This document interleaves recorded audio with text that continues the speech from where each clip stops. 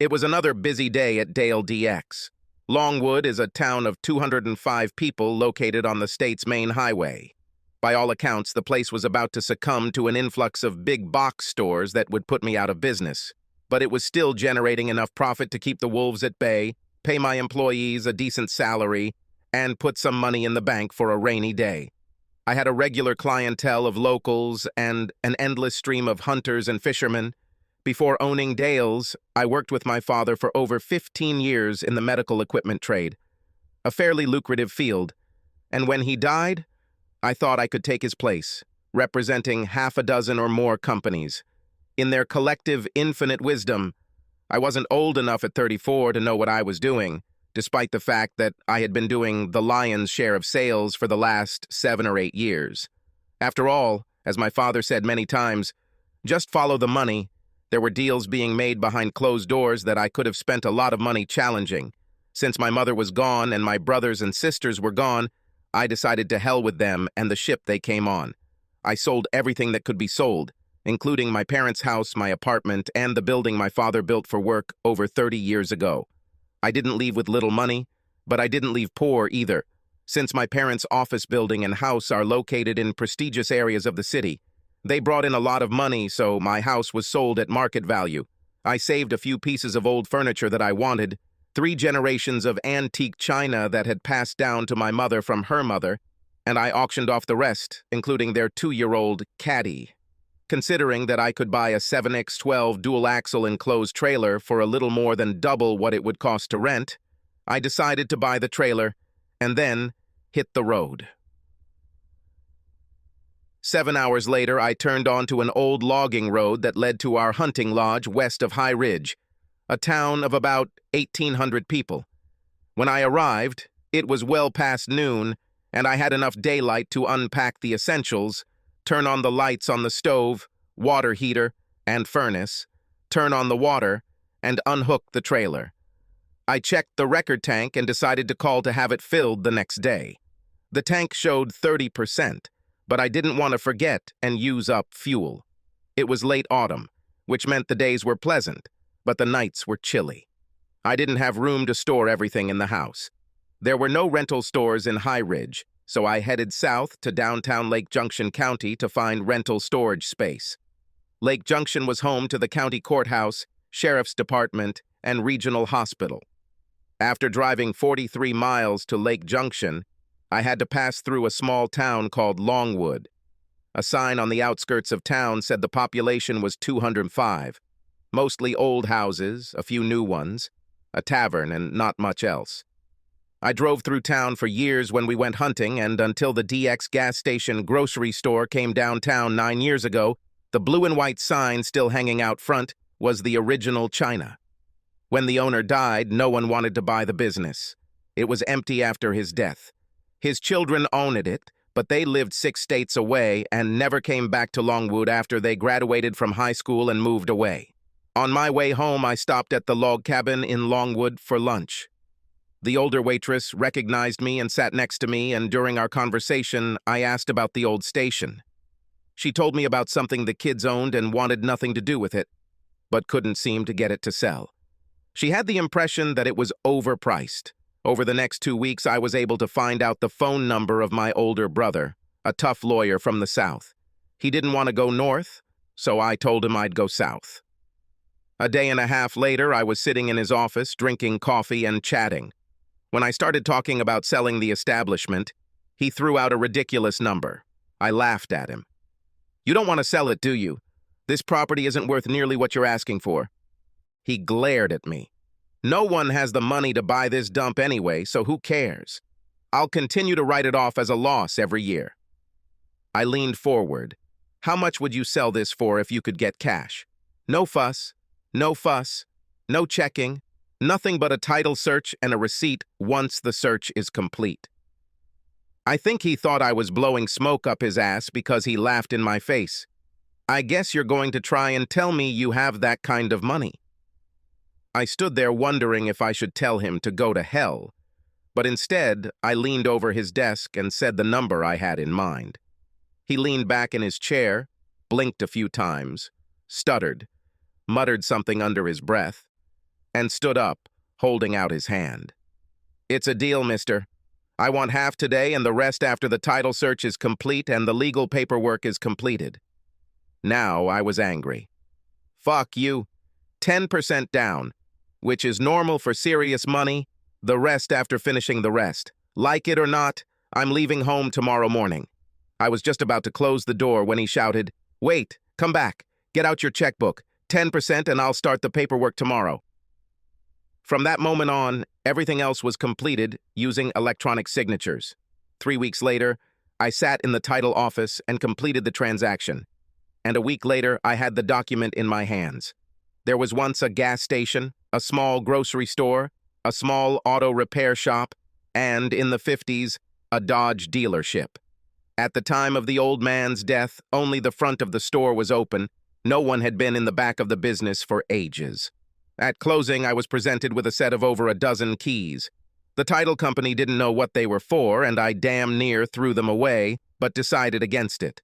I was walking around the place, figuring out what was trash and what could be salvaged, when I came across a heavy metal door with the largest padlock I had ever seen. Heading to the truck to get a set of keys, I tried key after key with no success until I found the second to last one. The lock clanged open, and I walked into the Americana Museum. There were gas pumps from the 50s and 60s, an old Dodge pickup truck, what looked like a Model T on blocks hidden in a dark back corner, a dozen or more balls for the top parts of old petrol pumps, and then in the small room at the back, the most exciting find. 2 visible glass pumps in good condition, one with a Texaco top, the other with a Phillips 66 top. Next to them sat a Model 38, a vintage Sinclair Globe gas pump. On the shelves, which were mostly rotted away, were old wheels, old wide white rubber tires, shelves of old parts, and a vintage brass Brunswick cash register. I was so excited I could wet my pants. I valued what I could see on the surface as worth what I paid for the place. If his smart kids had done a little homework and didn't think their old man was crazy as fruit pie, they would have realized it was a gold mine. Then I made the decision that I was going to reopen this place. I was going to start small and build it up. The first wave of realism hit me 3 days later. Early snow fell just over 5 inches thick. I made the decision to install a plow on my F-250 as soon as possible, and 6 days later, as I drove out of the lot, I thought to myself, let it snow. At least now I had the opportunity to take it out. I spent the first 6 weeks going through and cataloging everything, deciding what I wanted to keep and what to auction. I found an antique car parts store online that was willing to buy original Dodge parts, most of which were still in the boxes. They, in turn, bought rims, one of the 1950s gas pumps, and 2 globes. People in town initially thought I was crazy for buying what they called a dumpster, until word spread that it had been sitting in backyard storage for decades. On the day of the auction, there were over 300 bidders registered on site. By the end of the day, after paying commissions to the auction houses, I had still collected more than I paid for the property. Shortly after I discovered my gold mine, a hotshot lawyer suddenly wanted more money, claiming that I had defrauded him. I hired a lawyer, no less famous than him, and everything was done within a week. Slippery idiot.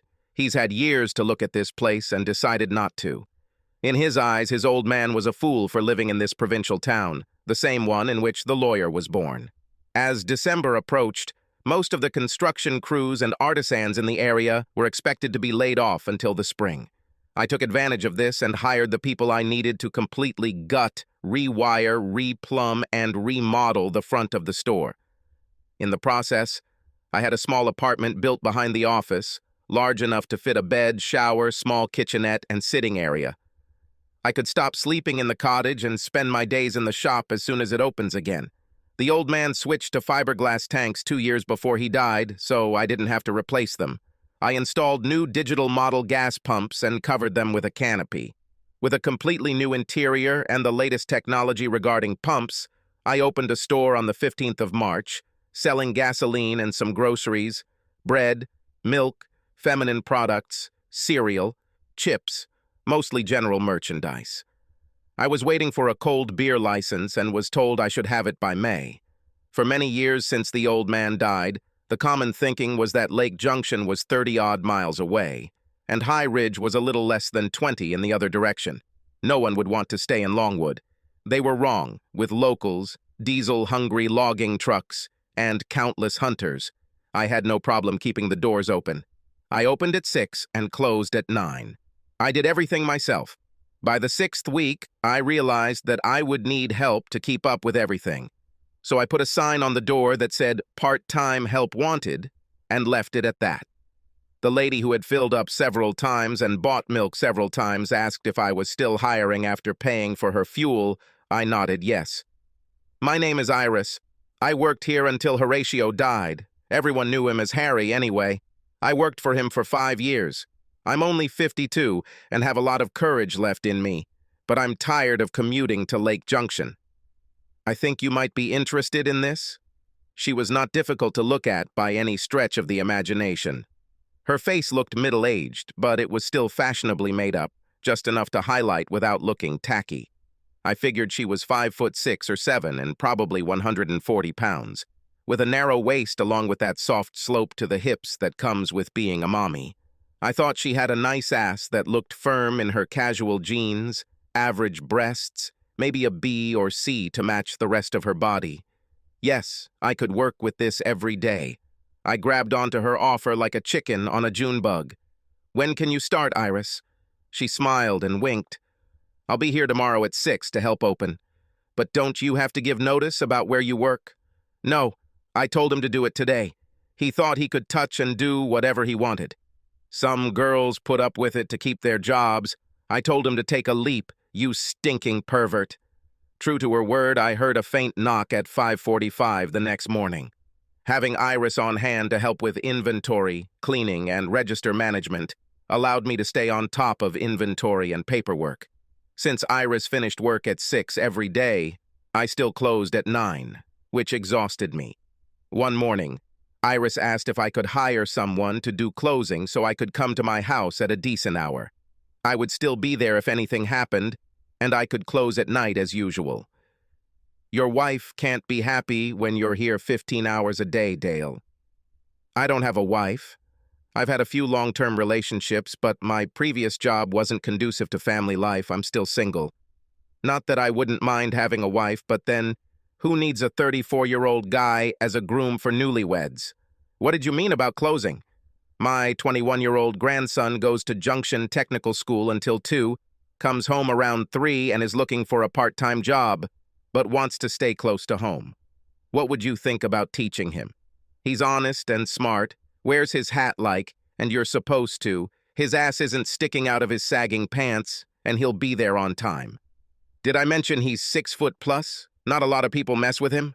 Hiring Todd was one of the best moves I made.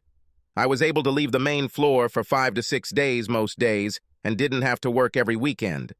With my beer license in hand, I set up a row of beer and cold drink cases along the wall.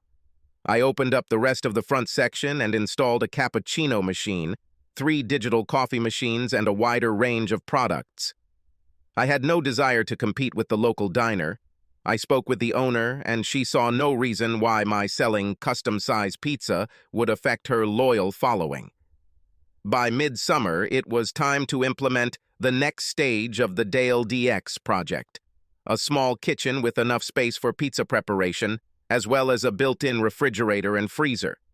I can now store small amounts of fresh produce, cheeses, bacon, simple items like this, and add extra containers for pop and juices. Iris and I were pseudo in love with each other, flirting and making bold statements to each other. There was a sexual tension between us that couldn't be denied. On Friday morning, everything came to a boil. The early crowd came and went, the other 2 employees were busy in their stations, and I was on my knees stocking items behind the counter next to the cash register. When I stood up, I found myself face to face with Iris, who had just approached, our faces only 3 inches apart. Looking into each other's eyes, it was obvious to both that there was something more going on than flirtatious play. We quickly moved away from each other, looking a little embarrassed. Over the next week, we tried to avoid each other, feeling awkward, trying to be nonchalant when in fact we were a bundle of nerves when we had to work together. On Friday afternoon, I talked about the trip to Lake Junction the next morning. Iris immediately asked if she could come with me. When I stared at her, she said loud enough for only me to hear, "I will behave myself." This is followed by a passionate wink. I spoke no louder than she did. "What if I don't want you to behave?" Iris smiled, patted my chest and said, "Then I won't." She turned and left. As she was finishing, I called out from the office, "I'll pick you up at 8. We can go to the diner for breakfast before we leave town." Breakfast was quick and simple. Scrambled eggs, toast, bacon, and coffee. On the way into town, she did most of the talking, and it seemed more nervous chatter than anything else. We did our shopping, bought everything we needed, went to lunch at a Mexican restaurant she liked, and headed home. Our conversation on the way home was more substantive. Iris talked mainly about her ex-husband. He was a truck driver who was also a Don Juan. Said it took her years to figure it out, and when she did, she took every penny she could get from him. When I dropped her off at the house, I helped carry her bags and commented on how something smelled delicious. "I made a beef, carrot, and potato roast in the slow cooker before you picked me up this morning, and I can imagine how it was so tender that it literally melted in your mouth. Why don't you have dinner with me, Dale? I'm tired of eating alone. Say, at 5 o'clock? I nodded and left. After unloading my junk, I wondered if I should change my clothes and look a little more presentable when I went out to dinner, deciding that would be a good idea. I showered, shaved, changed into nicer casual clothes and went to Iris's. She must have had the same idea. Her hair was freshly styled. She didn't wear makeup during the day, but she did it then. She was wearing a bright red cotton dress with yellow flowers and sandals. As good as Iris looked on the outside, I found myself wondering what, if anything, might be underneath that dress. I helped her clean the kitchen and wash the dishes before we moved to the couch in the living room. By this point, the tension of passion between us was almost palpable. There was no denying that we were both thinking the same thing. It was Iris who took the bull by the horns and broke the ice. "Okay, Dale, you want to be a gentleman and not pushy, but it's obvious that we both want the same thing. We're horny, and we want to make love without commitment or consequences. I'm not looking for a relationship, holding hands, or telling everything to the world that we're in bed together. No pats on the ass at work, no secret glances, no whispers in the hallway, no secret flowers delivered from a fan and the like. I'm a 52-year-old woman with needs. You're a 36-year-old man with needs. I don't have diseases, and I'm damn sure I can't get pregnant. Why don't we stop beating around the bush and please each other?" I was curious. "Are we going to kiss, or just have sex?" "Straight to the point. I like this, Dale. I like kissing, but you don't have to. I think it adds intimacy. It's all up to you." I pulled her towards me and kissed her gently. Iris was a good kisser. Soft, full lips merged with mine. Her hand on the back of my head pressed me to her lips. I lifted her chin. "I don't have to kiss, but I like to kiss. I want there to be a certain level of intimacy, not just two animals breeding. I don't need a relationship to respect you, and I certainly don't want... You thought we somehow belonged together if we slept together. Next question, do you want to do things here or somewhere else?" Standing up, Iris took my hand and pulled me up. "In my bed, at least for the first time. After that, anywhere in the house. And one more thing. When we finish, everything is over between us. No longing, no blues, no despondency. We have fun. And when it's all over, we smile and leave. In 2 weeks or 2 years, the rules will remain the same. Do you agree?" I smiled as I pulled her down the hallway. "I agree." I took off my shirt when she turned her back to me. "Unzip me." Pulling the dress off her shoulders and down, I was pleased with what awaited me, an ordinary woman who seemed to radiate sensuality in her light blue bra and colorful lace cotton panties. They were quite free. I reached up to caress her breasts through her bra, leaning in for another kiss. "Do it right. Take off your bra." When her bra fell to the floor, I was happy with her breasts. They were in good shape. I looked at the areolas.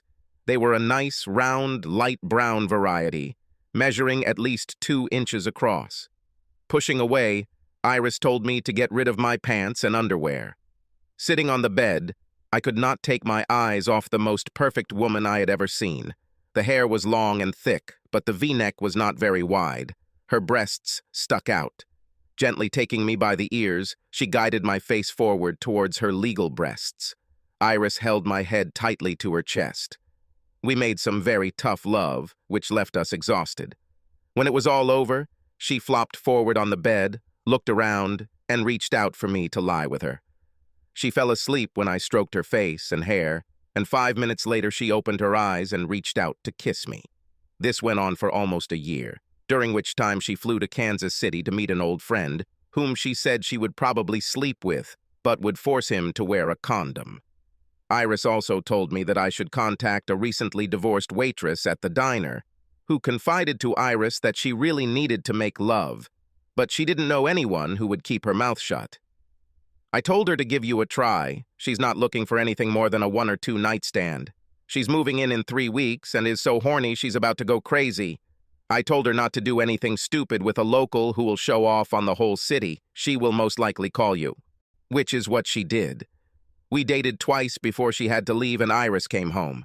Upon returning from Kansas City, role-playing games were no longer so exciting for Iris.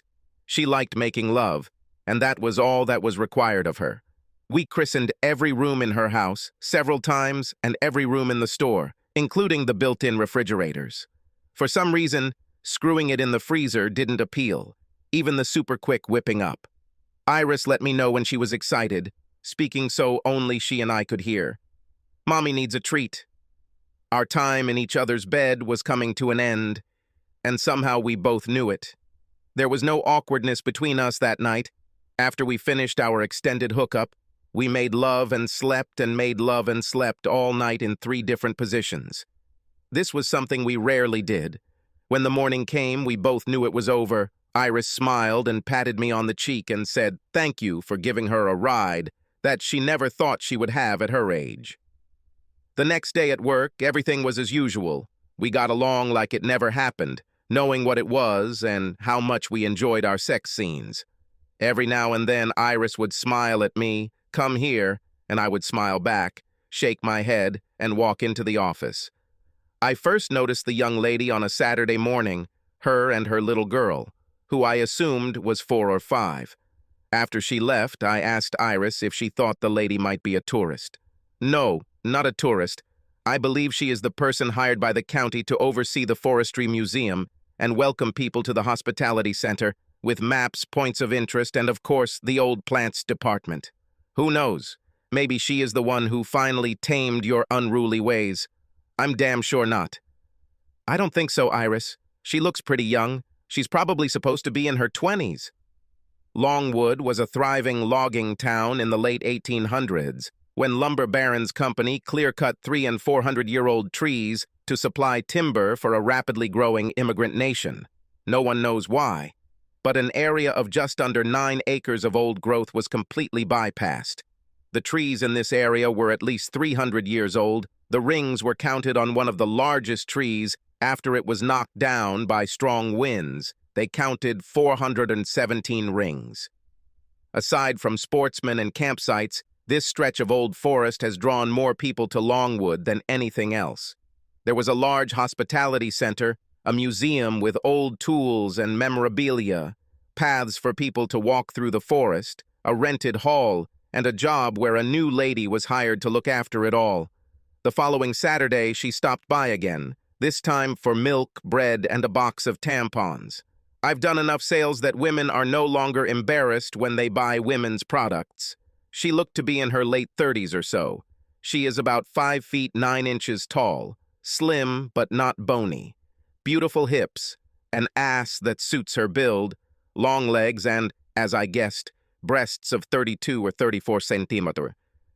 A pretty face, but long. I noticed that she wore her hair on the sides of her face to cover her high cheekbones and thin face. I decided to try to break the ice. Good morning, is that all? No answer. A simple nod of the head. She took the change, her purchases, and left. I thought to myself, well, that was just great, as I turned to the next customer. I hadn't seen her for several days, and wrote her off as a failure. She clearly had no place in her life for anyone other than her daughter, which I could easily understand. It was 2 weeks later, on Friday, when she stopped by for fuel. I made a second attempt. "Good evening. Tell me, where is your little girl?" If looks could kill, why do you need to know where my daughter is? Are you some kind of pervert? My face grew cold and I forced myself to breathe more slowly so as not to hit her in the face. Standing straight, I looked into her eyes. "No, I'm not a pervert, as you so ugly called me. I was just trying to start a conversation. That's what people in business do with regular customers, try to be friendly." Her behavior changed, but only slightly when she handed me $50. "If it's so important for you to know, then she's with her grandmother tonight. And don't bullshit me about keeping up the conversation. You're a player and I don't have time for such things. Guys like you." I was confused. "You don't know me from Adam, but you somehow know that I'm a player. Where did this piece of selfish wisdom come from?" Grabbing the change and placing her hand on her hip, she practically spat out the words, "A man your age, single and never married, nothing more than a gambler. Save the conversation for someone else. I'm not interested." Iris was right behind me when the lady left. She patted my ass and whispered in a snotty tone, "Maybe she's not the one to tame you after all. Who the hell needs that kind of treatment every day? By the way, if your hormones start getting the better of you, call me. I wouldn't mind a one-night stand occasionally." Between Iris and some regular suitor from a much younger divorcee who worked nights, I found no need to beg, ignoring the new lady as much as possible. If she came in for fuel or food, it was strictly for business. No hello, no thank you, no kiss my ass, nothing but business. I kept the old Dodge pickup and most of the early gas pumps, which took up a lot of my time in the evenings when I was restoring them. Now that there were 3 more people working, I had a fair amount of free time, which I haven't had since how I discovered Dale. The next time she and I were in a situation where we had to be polite to each other and actually talk was at a church ice cream social. It was an old-fashioned idea, but they had been doing it for so long that it became what everyone expected. There were subscription sheets asking for volunteers. Like every other year, this year I felt I had time to donate and signed up for the I'm needed everywhere category. I was tasked with scooping ice cream from frozen cans. To my right, and clearly not happy about it, was none other than my nemesis, at least from her point of view, Alice Martin, whose job it was to apply the toppings when she wasn't trying to piss me off. Glaring at me fiercely, she grinned. "I guess we need to be polite if we're going to work together." I didn't say anything and looked away. An hour or more passed when it was finally over. I was at the bottom of the 3rd jar of vanilla, at the bottom of the 2nd jar of chocolate, and halfway through the 1st jar of strawberries when she spoke. Before that, I didn't say a word. Looking at me, Alice said, "Wow, we ate a lot of ice cream and we still have 2 hours to go." I said nothing, staring into space. She snorted. "Nothing to say? Don't you think it's interesting how much ice cream we've made so far?" I shrugged. "It's an ice cream party? What did you think we were going to serve? Peach pie?" Alice was fuming. I swear there was smoke coming out of her ears. At the end, I was cleaning up my area when I overheard her talking to the priest's wife. I don't know how I got stuck. Working with Mr. Casanova of all people, I have enough problems in my life to raise a daughter on my own without having to work with the city player. I wonder what marriage number he was in before moving here. Mrs. Franklin looked at her sternly. "We're talking about Dale, the same Dale who moved to this town and brought with him the idea of opening a gas station convenience store? The same Dale who never married and, of course, isn't the #1 skirt lover in town? Is this the one?" Alice stuttered and seemed at a loss for words, so Mrs. Franklin continued, "No, honey. The #1 skirt hunter in town is the man you work for in the forestry department. Have you ever wondered why he's like that? Is friendly and supportive of your ideas, That's because he plans to work his way into your life and eventually into your bed. But you just keep blaming Dale for your discomfort and loneliness. He's not your problem, but then maybe you already know that, as the Bible says, you protest too much. With that, she wished Alice a good day and left to find her husband.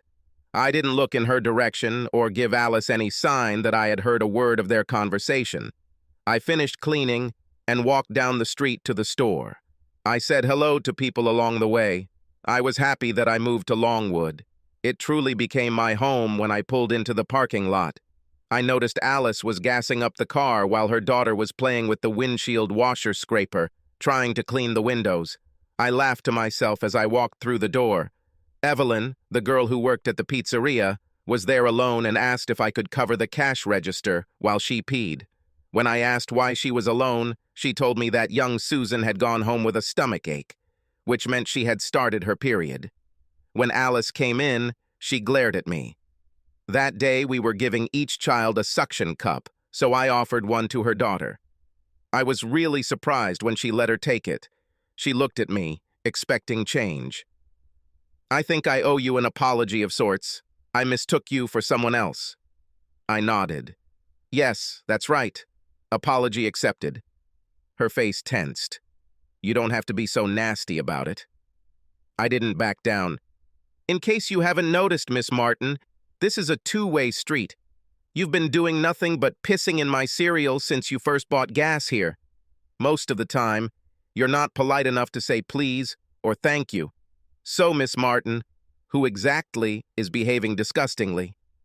Looking at the counter, Alice took the change from my hands, stole a glance at me, took her daughter's hand and muttered, "Thank you," loud enough for me to clearly hear, and walked away. As she left, I said loud enough for everyone to hear, "You're welcome." By then, Evelyn had returned. "Why are you letting this woman get on your nerves? You two are like third graders fighting at recess. You both need to get over yourselves. Do you need help, or am I on my own?" I grabbed her chin with my hand. "Get your sweet ass back to the pizzeria where you belong." She laughed and slapped my hand. "You're incorrigible, you know that?" I really liked Evelyn. She was in her late 30s, had 3 kids, and her husband drove a logging truck. They were simple, nice people, no hidden agendas, no ulterior motives. You saw who they were. Like most residents of the city, ordinary people, there was, of course, drama, but not of the urban type. It didn't take long to realize that the worst thing about being in a small town was that everyone knew you. But that was also the best thing about being in a small town. Everyone knew you and cared about you. I stayed in Longwood long enough to realize the third phase of the business. There was no auto mechanic in town as such. He was more of a sledgehammer mechanic. Only the most desperate turned to it for anything. Otherwise, it was one of the large cities nearby. The elevators in the 2 service bays were still working, they just needed to be tested and certified. I bought a decent tire change station and balancer at auction. Then I found a retail tire store in Lake Junction that would sell me tires wholesale plus 5%. Wanting to leverage local talent as much as possible, I reached out to an auto mechanic instructor at Lake Junction Technical School in search of a top-of-the-class student. Luckily for me, it was a guy who lived 6 miles from Longwood. I call him a kid. He was 27 and had served in the Air Force for 4 years, working in a car park. He attended a technical school to obtain state certification. Given that he would graduate in 6 weeks, I hired him on the spot. Having been married for several years and his wife for 7 months, he was thrilled to have a job so close to home. One thing I knew for sure, with a wife and child on the way, he would be on time for work every day. When you have such responsibilities, you don't often go to parties. The irony of his hiring was unknown to me for the first 2 months. While he was working in the store, I noticed that he was selling new tires to Alice Martin and made a stupid offhand remark to her. He looked at me strangely, but continued working. At the end of the day, he knocked on my office door. "Hey, boss, what don't you like about Alice? I was surprised by your comment." "Oh, she's a little stuck up, at least to me. Do you know her?" He grinned. "You could say that. She's my wife's sister." I wasn't sure what to say. Oh shit, I should have kept my mouth shut. "So she's your baby's aunt?" "Sorry." "No need to apologize. Alice can be obnoxious, that's for sure. She's had to deal with a shitty situation ever since she got pregnant. I was the only one who was surprised at that moment. Where is the husband? Why doesn't he at least take care of his daughter? Oh, you thought she was married? No, a college professor knocked her up and then got a comfortable job teaching at a Taiwanese university. It takes two to tango, so it's not entirely her fault. But she was left to raise Amber alone. Her father never even hasn't seen his daughter. And if Alice has a say, he'll never do it. I wished Andrew good night and told him not to bring our conversation to Alice. I needed to rethink everything. Maybe I misunderstood her. Maybe I wasn't as kind to her as she was to me. She was attractive, had a beautiful body, and a beautiful smile when she allowed it. Under the right circumstances, we could get along. I saw her at a gas station 2 weeks later on a Friday night. Thinking that I could try to melt the ice, I asked how the new tires worked, giving me a look that said, "Are you a fucking idiot?" They do what tires are supposed to do, like in the song Wheels on the Bus, they spin and spin. Should they have been doing something else? I was angry, really angry. If Iris hadn't intervened and bid her good night, I probably would have jumped over the counter and strangled that stuck-up bitch. Man, she got me. Turning around, placing her hands on my chest, holding me down, she looked up with a frown on her face.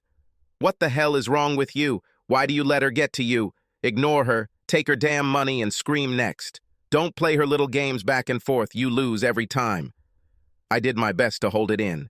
I know Iris, but Alice drives me nuts every damn time I see her. Hell, of all places, she couldn't even be hospitable at a church function. Since there was no one else in line, Iris pushed me away from the counter, pinning me against the wall. What you really need is to make love. Come after 7. I finish at 6. This will give me time to get myself in order and be ready for a pleasant evening. My bed hasn't been warmed up for a couple of months. I need some kind of secluded corner, like you. Iris had used the word mommy many times in the bedroom, but never in public until that moment. When Iris left at 6, the night shift people were there and I went to my house, showered and changed, then went to hers. Home. It had been some time since we had enjoyed each other, and I was looking forward to long, ecstatic sex. We didn't waste any time. We got straight to the point and had good sex. Her grandchildren were supposed to arrive in the morning, so I rushed out of the house around 5 to make it to the station just before it opened. Usually Evelyn opened and turned on the ovens to the desired temperature. She came from behind, like me, and slapped me on the back with a malicious grin. Is Iris boring you, or is it someone new? Oh, don't look at me like that. What makes you think everyone in town doesn't know you two date from time to time? I have to admit, you're more fun to be around when you have sex regularly. You should find a girlfriend, or better yet, a wife. The fall hunting season was in full swing. The station and diner were full of hunters every morning. During the 2 months of fall bow hunting, followed by 10 days of bow hunting season, we sell more baked goods, coffee, breakfast sandwiches, and pizza than the rest of the year. We're also a registry location, so we see more than half of the deer harvested, which usually means more coffee, beer, and pizza to celebrate. I was in and out of the building so often that I didn't notice if Alice stopped for fuel or groceries. Somehow she didn't come into my sight. That is, until the last day of deer hunting season. I was weighing a good CZ buck when she approached me. You should be ashamed. What did that deer do that made you want to kill it? Another unpleasant situation when I wanted to punch this stupid fool in the nose. First of all, it wasn't me who shot. It was that 16-year-old guy next to the truck, and this is probably the proudest moment of his life so far. Why are they shooting at them, you ask? Because if you don't take them away, the disease quickly takes over the herds and destroys them. It's better to deal with it through controlled hunting than to let them suffer. Have you ever heard of chronic wasting disease? Of course not. So why don't you run out and find some sycophants with whom you can sympathize? Did I mention that this woman is driving me crazy? Turning on her heel, Alice grabbed the little girl's hand as she stomped off to her car, flipping me the bird as she went. I clearly heard her daughter scolding her, "Mom, this is a bad thing." I chuckled to myself as I walked back inside from the cold wind. Iris looked at me with her puppy dog eyes. Are you going out of your way to piss her off? Good God, you two are incredible. Either give her the salami or leave it alone. Being the smartass that I am, I replied. She started it. Iris smacked my ass as I walked by. Not a friendly slap, more like a spanking slap. Yeah, it's a grown-up thing to do, blaming someone else. Nobody said you have to argue with her, you just can't help it, can you? My 3-year-old grandson sometimes acts more mature than you. It was starting to be one of those days when you're a bug and not a windshield. It wasn't even 9 in the morning and I had already angered the client and Iris. Yes, this will be one of those days. Crap. I resigned myself to staying outside to register the deer before I screwed up anything else, as there would be a lot of registration on the last day before heading home. It was just after 7 when I dressed the last deer. I was hungry, cold, and in need of beer. To my utter surprise, Iris was waiting for me in my small, economical apartment with a hot meal and a cold beer. You look like you need a soldier in the wings. I hope the venison stew is good. Teddy Marin brought some meat and tenderloin this afternoon. They should be nice and tender by now. Sit down. Let me feed you. Once I was warmed up, she asked if I wanted some physical attention. Who am I to refuse such a beautifully worded offer? It wasn't a fuss with heavy breathing and bodies touching. It was slow and gentle, 2 people pleasuring each other, satisfying the other's physical needs. We finished, cleaned up, Iris left, and I fell asleep at 9:30. Being outdoors all day definitely promotes good sleep. My brainchild was making pretty good progress leading up to and during the holidays. Hunters have been replaced by snowmobilers and cross-country skiers. A different crowd, but they spent the same amount of money as the hunters. While waiting for them to arrive, I ordered a small selection of wines and a few exotic cheeses. The only people complaining about the limited selection were the ultra-arrogant ones. I did not care. I took their money with a smile on my face, laughing all the way to the bank. Due to the large number of people in the city, there has also been a surge in car repairs. They drove for as many hours as they wanted and discovered that something was wrong with their car.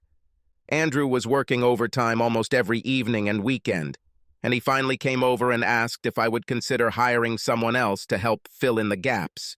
If I had someone to sell and install tires, change oil, and just tune up, I'd have plenty of time to do everything else without having to work every weekend.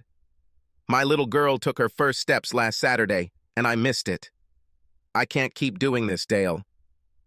I agreed and posted an ad online in Lake Junction looking for help with classifieds. 2 mornings later, a woman in a 1950s Ford pickup parked outside and walked in. I'm looking for an owner. I want to get a job as a mechanic. Iris was on the counter. I stepped aside and took inventory. I couldn't be left without chocolate bars. I looked up when the door rang. She was of average height, average build, blue-black hair braided in a long braid going down her back. It was obvious that she was someone who had grown up on the reservation, pretty as anyone would look, easy to look at. Iris pointed to me and took care of the next client. Holding out my hand to her as she approached, I took it in mine. Nice firm handshake. I like it. Her hands weren't soft and sticky. There are greasy stains on the fingers that disappear over time. Stepping back, she smiled one of her cautious smiles. Good morning. My name is Shining Star. White people call me Star. I would like to apply for a mechanic position. I am SAE certified and can start working as soon as you want.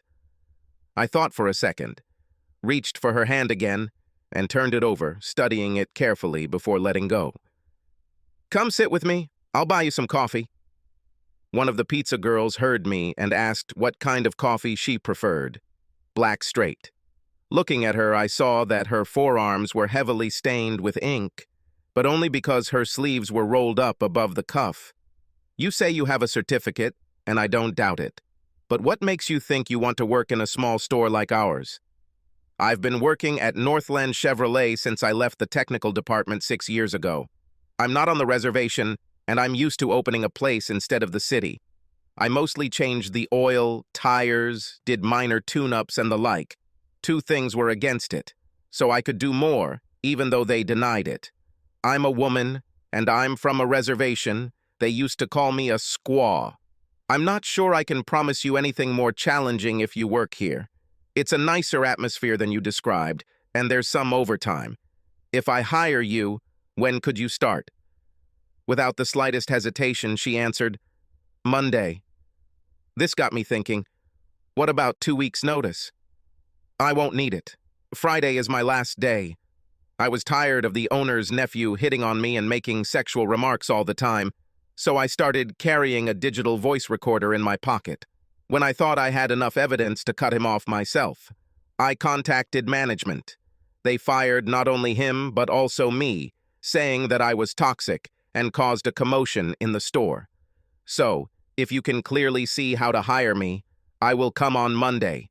Anytime you say, I won't ask for references, but could you bring me a copy of your certificates?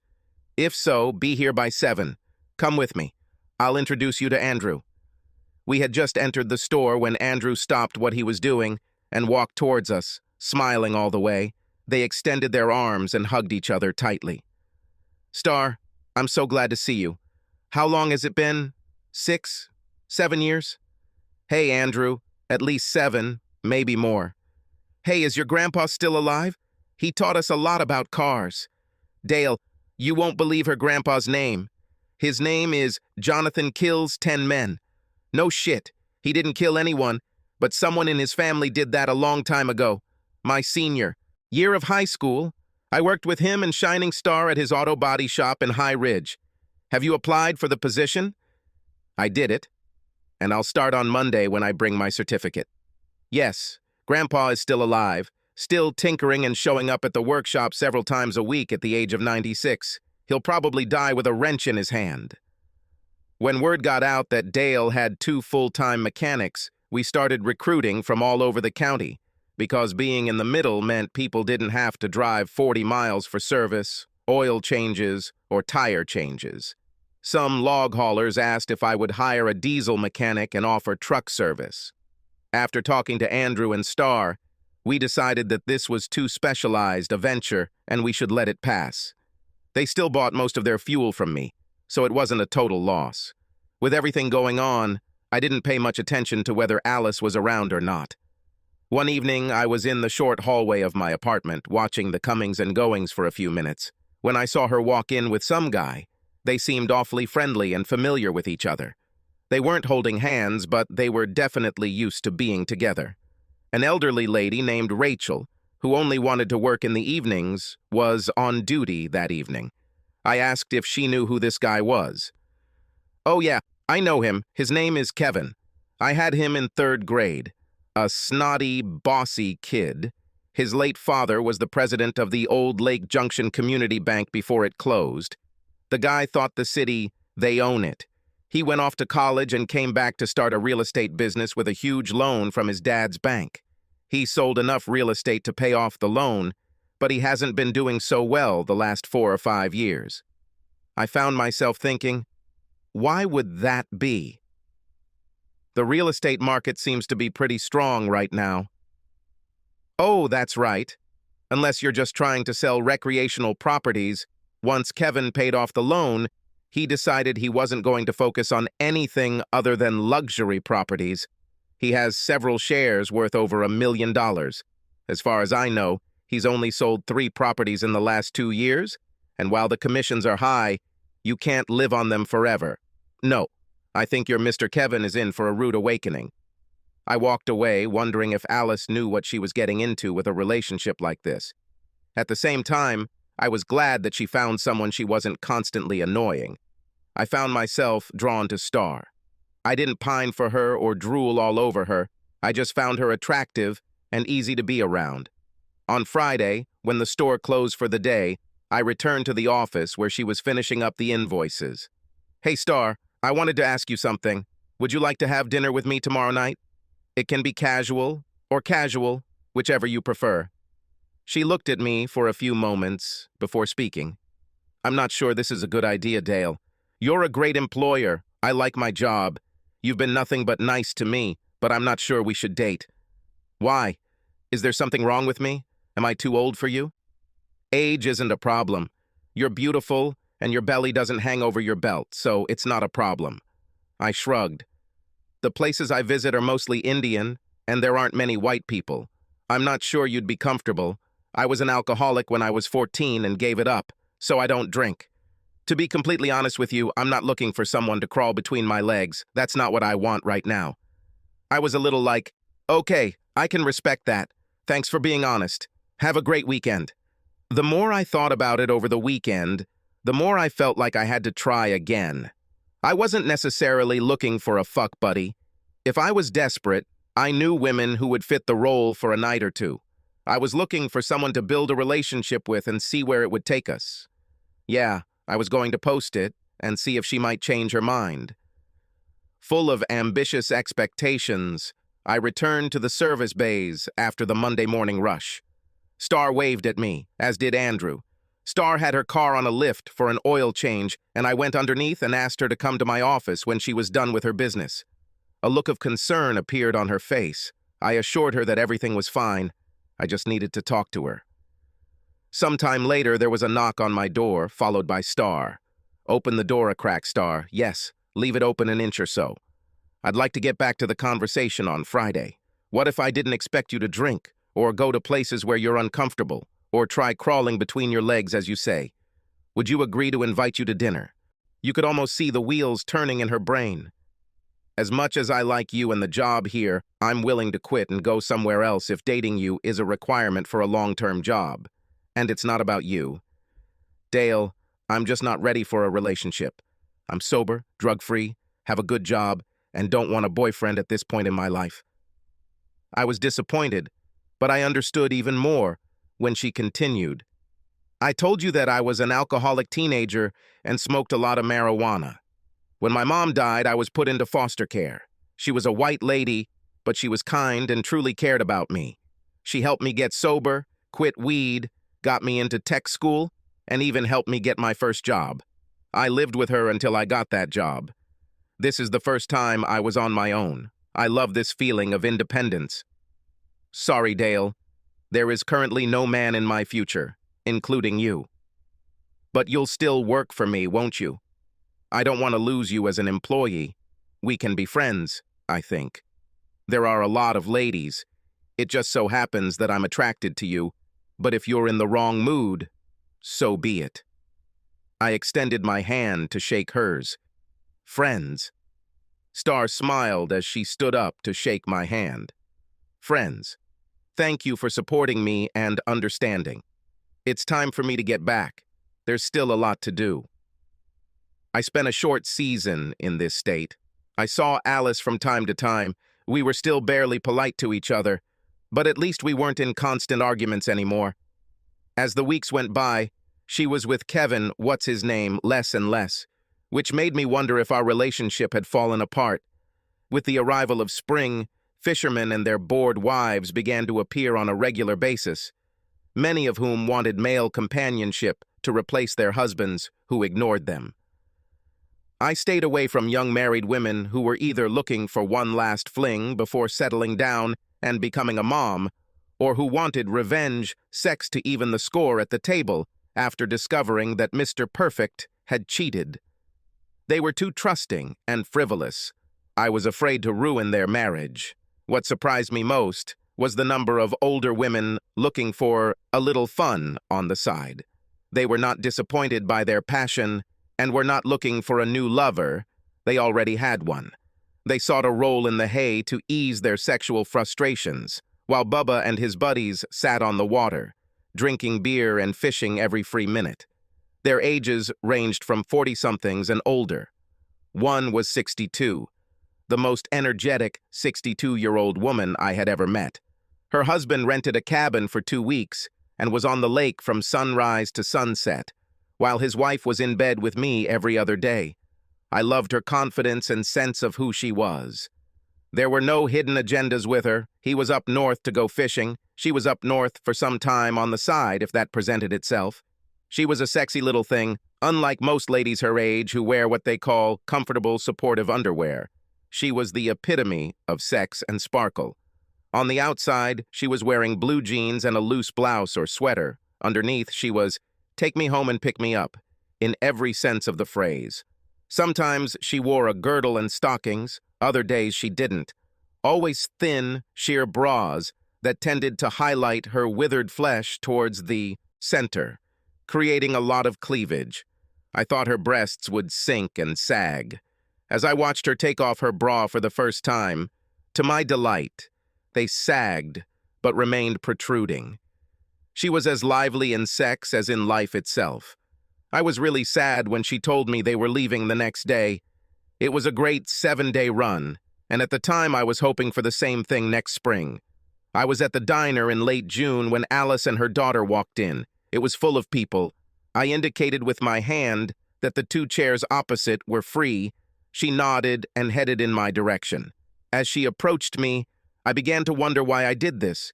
We had never done anything but disagree, and yet I willingly invited her to sit with me. Alice politely sat down and introduced her daughter Angel. I thought it was weird to name the baby Angel, but later realized it was a pretty common name. When my dish arrived, Lydia, the hostess and our waitress, looked at me strangely as she was ready to order. Knowing that Alice and I were polar opposites, she was probably worried that we might fight before the food was ready. Her daughter chatted on, as 7-year-olds do, and when she got to the point where she didn't like Mr. Kevin, her mother quickly intervened. "Darling, we don't talk about people. It's rude." "But Mom, he treats me badly." I gave Alice a funny look, as if asking, what is she talking about? "Kevin isn't very good with kids. It can be difficult at times. We get along wonderfully when it's just him and me. It'll take a while, but things will work out." I wasn't looking for a fight, but I needed to say something. My mother often said that the way a man treats his child is ultimately the same as how he will treat his wife. Not trying to start a fight, just, I'm telling you what she said before. "Thanks, I'll keep that in mind." "Oh, look, there's a table available. We'll hurry there. Have a nice day." As I was leaving, a tall brunette came in. I stepped aside, holding the door for her, and halfway there she stopped and looked at me. Not quite sure what to do, I stood there when she spoke and immediately knew who it was. "Is that you, Dale Schilling?" I smiled. "Betty Zindar, what a coincidence. How are you doing? We should probably stop blocking the doorway. Come have coffee with me." I asked how her husband was doing, why she was up north, how long she planned to stay, all the usual things. While talking to her, I noticed that Alice was looking in our direction while she was eating. It made me wonder why she obviously didn't care about me in any sense. Gerald is not here. In fact, he is not in my life at all, now sharing a cell with Bubba, the god of love. When the young girl he was checking out for sporting reasons told her mother what had happened, it became obvious that I wasn't the only one he gave free breast exams to. The consequences were violent. 11 other girls came forward. He ended up going to prison for a very long time. What about his position as a surgeon and the clinic? Working at the hospital as a junior sergeant, I found myself in the middle of things. I ended up quitting, selling the clinic, and cashing out everything we owned. I divorced him and decided to leave. Fortunately, we never had children. Tell me, you knew that some of the equipment you sold to the hospital was still there, even after the renovation 2 years ago. The guy who replaced you was a jerk. He completely lost it. Reaching out and touching my arm, she asked, "What about you? What brings you to this diner?" "I live here. I own and operate Dale's DX down the street." "Oh my God," I stopped there for gas. "I love how you decorated the interior with all the memorabilia. It must have cost a fortune to get all of it. It's all original." As Alice walked by, I caught her ugly look. I wondered what was wrong. We had barely said 10 polite words to each other since she arrived at Longwood over a year ago. To tell you the truth, Betty, they were all in the back of the building when I bought it. All I did was remove them. The DX sign is original too. I added stains to the post so it would be visible at night. You won't believe it. How many people want to buy these products at ridiculous prices? An old Coke machine in the back. The guy offered me $2,000. He was admittedly a little drunk, but if I said yes, he would buy it. How long are you planning to stay? Have you rented a cabin at the resort? Lydia returned to her food, and as she placed it on the table, Betty said, "Thank you, Lydia." Now I was completely confused. "How do you know Lydia?" "Because I bought this place last Thursday. I'm the new owner. The name will stay, and so will all the people. Just a new owner." Lydia agreed to stay for 6 months, but everyone else wants to stay a long time. I grinned and looked down, then up again. I knew Lydia had it on the market, but I didn't know it got any response. Well, we kept it a secret until everything could be sorted out. I'm 41, and I'm tired of being on my feet for 12-hour shifts, not to mention the shift part, which gets boring very quickly. I started working in the ambulance shortly after. I've seen enough sass and blood to last me a lifetime.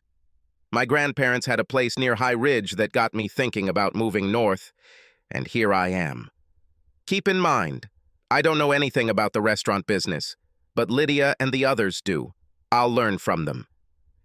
It was nice to talk and fun to meet an old friend. Betty was a beautiful woman in the 5'9" to 5'10" range, with long, natural brown hair and a slim figure, but not skinny. Overall, she was, as some would say, average. She would never be on the cover of a fashion magazine, but neither would 99% of the rest of humanity. I've always enjoyed talking to her in the past. As I was about to leave, she stopped me. "You were one of the good guys, Dale. You never hit on any married women, which was not the case with most salespeople. The entire nursing staff spoke of you in a favorable light." Over the next month, we saw each other more often. I ate at the diner more often. Betty showed up at the store to watch TV and hung out with me 2 or 3 nights a week. We were becoming cautiously friendly.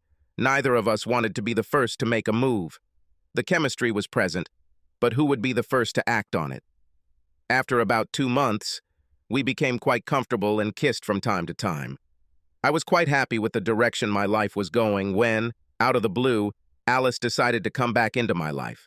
It was like a nagging cough that just wouldn't go away forever. I worked the night shift. There were a few minutes left before closing, and the car drove into the fuel pumps. I thought it was no big deal. I'll close a few minutes later, but a sale is a sale. The car looked familiar, but I didn't recognize it. That is, until a little girl with brown hair got out of the passenger side and looked toward the building. 30 seconds later, her mother came out from the driver's side. My body tensed, and my mind prepared for a verbal confrontation. I could have avoided Alice for weeks, and here she was, as if the day hadn't been bad enough for me to have to deal with this woman. It had been an incredibly shitty day before Alice showed up at the last minute. The pump computer has failed. It took over 2 hours to get everything back up and running. Just as we were sorting out this mess, Evelyn told me that one of the pizza ovens had broken down and the repairman wouldn't be able to get to us until the next day. Just when I thought the morning couldn't get any worse, the entire city was left without power for over an hour. They blamed it on a squirrel, but I'm not sure what that has to do with it. Once the substation was back online, power was restored, which meant we had to reset everything. Betty wisely closed the doors to her diner as soon as the power went out and never opened it again. She came to the station after dinner to see how I was doing. I heard her call one of the girls from the pizzeria and tell them to take care of the registers while I took a short break. In my small apartment, we sat and talked, or should I say it was me who grumbled while Betty listened. She finally raised her hand to stop me. "I'm going to go home for a while, get away from your problems and be back in time for closing time." From then until this point, the rest of the night went smoothly. The last thing I needed was an argument about who knew what was wrong with Alice. Walking through the door to pay, she burst into a smile. "Hi, how are you?" "Long time no see," and a lot of other nonsense. I was on guard, and I was ready to verbally express it. I asked about her boyfriend, and she chuckled. "Kevin isn't my boyfriend, never has been. We dated for a while, but that's it. I was thinking maybe you and I should go out somewhere soon." I was about to tell her, "No, thank you," when the door opened. Betty came in. She smiled at me and nodded politely to Alice, who took the change and touched my hand with hers. Instinctively, I pulled away, wondering what the hell was going on. That's when Alice spoke again. "Then maybe we can call it a date. I'll call you and tell you what time to pick me up tomorrow night." I sat up straighter. No one was talking about a date. You were the one who mentioned that we should go out. I never responded. You see, Alice, I'm happy with the way my life is, and I don't want any of your drama. Maybe you should go back to Kevin. Her mouth was slightly open. Alice was spitting and sputtering, trying to find what to say. Betty stood next to me and grinned like the cat that ate the canary as she spoke quietly. Good night, Alice. Drive carefully. Everyone else left, and it was just Betty and me left. I locked the door, turned off the light, and pointed to the door to my apartment. Betty nodded and walked ahead of me.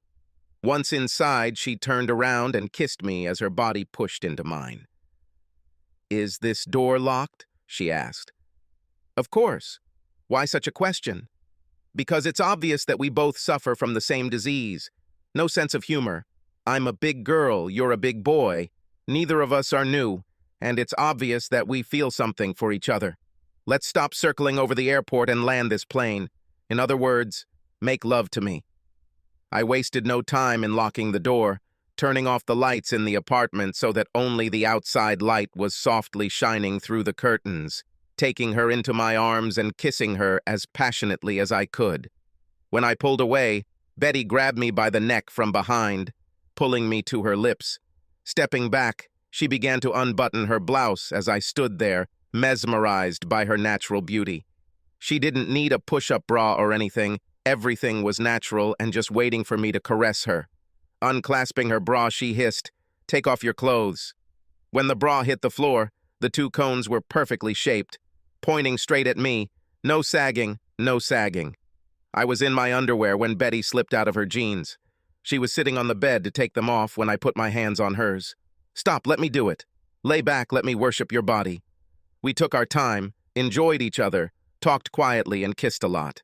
I could hear her quietly muttering and asking what Betty was saying. "That's so good, Dale.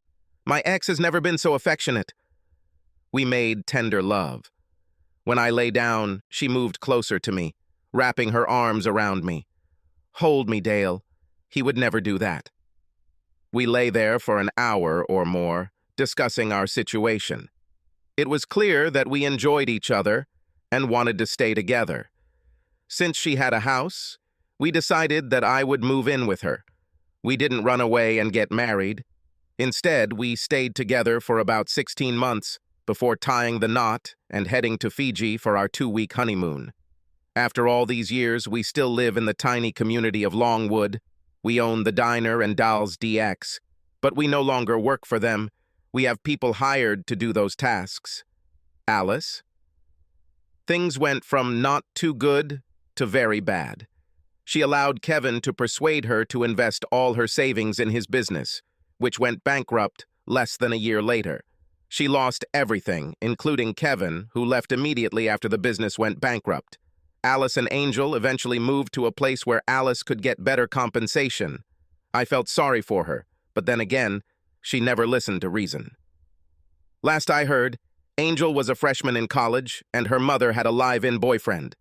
Our long-term plans are to stay where we are. We renovated and expanded my grandfather's hunting lodge where it all started many years ago.